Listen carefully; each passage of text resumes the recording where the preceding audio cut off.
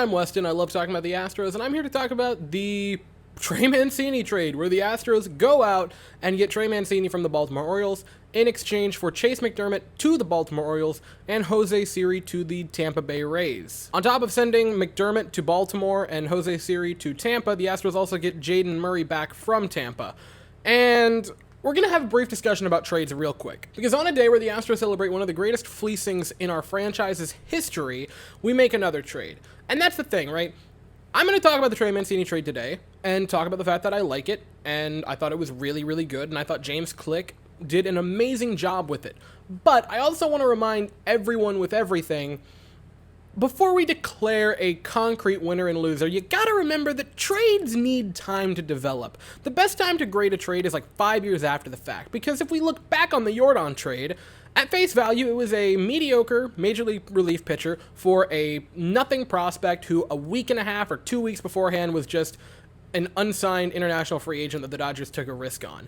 And at face value, after 2016, 17, and 18, it looks like the Dodgers did really good, because in 3 years, Josh Fields for the Dodgers put up a 2.61 ERA and 117 innings out of the pen. And it looked good. Sadly for the Dodgers, and wonderful for our case, Jordan Alvarez happened, and yeah, now looking back, that is a horrible trade. In 72 innings this season in A-plus ball, Chase McDermott has a 5.50 ERA and a 4.14 FIP.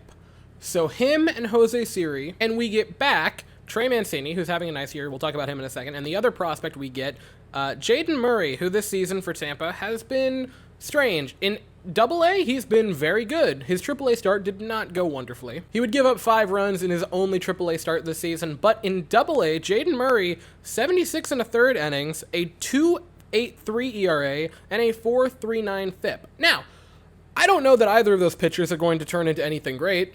They might just be run-of-the-mill, minor league depth, or maybe major league starters. Or who knows, maybe one of them goes absolutely bonkers and becomes an amazing Cy Young candidate. But at the moment, the Astros trade the odd man out in the outfield and a mediocre prospect for a slightly better prospect and Trey Mancini, who this season is having a very solid year. So far, 92 games played, 268 batting average, a 347 on base, a 404 slugging, WOBA at 330, WRC plus 114. He's having a very nice season. His expected WOBA on Baseball Savant is in the 82nd percentile, and his expected batting average is in the 81st. His expected slug is in the 76th. On top of that, his outs above average is in the 63rd percentile, which does not sound too exciting, but it is 5th among all first basemen. This season, he has 3 outs above average. For reference, I don't mean this as slander, I don't mean this as an insult, Yuli ranked 36th with -6. So an improvement defensively as well. Also, that's not to say Yuli's a bad player at first, he's just not nearly as rangy as Trey Mancini is. So yeah, I kind of already said it. I think this is a slam dunk for the Astros and for James Click.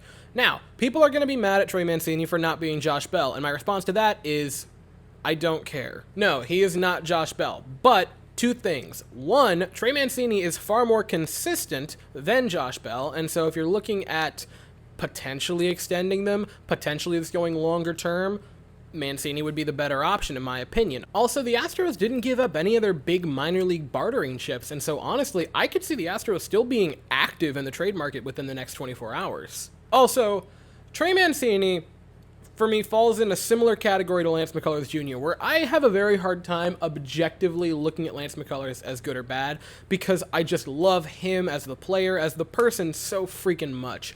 I fall into a very same category with Trey Mancini. I love him, his story is absolutely amazing, and I've been a big fan of his since like 2019, so the fact that I already liked him and then everything in 2020 happened to him, and then he battled back, I can't be objective. I love the guy, and I'm super excited that he's an Astro. So yeah, that's the video for this. I'll be back later on again, 8:10 for the Astros game against the Red Sox. That's 7:10 Eastern. But yeah, until then, thank you all so very much for watching. I hope you all have an absolutely fantastic day, and as always, go Stros.